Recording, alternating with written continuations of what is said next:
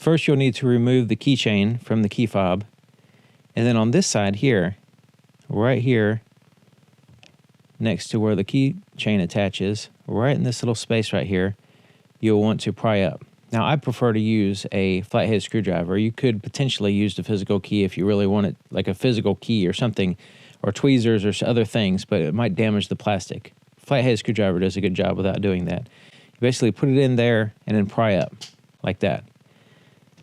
Then, gently keep this facing up because the battery will fall out.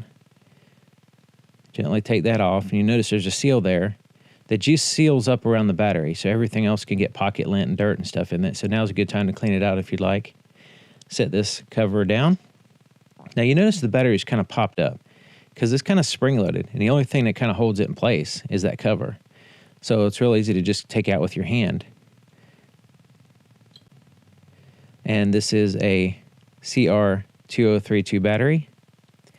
We get the new battery and basically put it in place, but the important thing is that you see right here is a little catch. Just make sure it's underneath that catch, and then you can kind of press it down. But it's going to pop back up anyway. It's going to kind of look like this. And then, so once it's like that, then you can take the cover and put it back in place.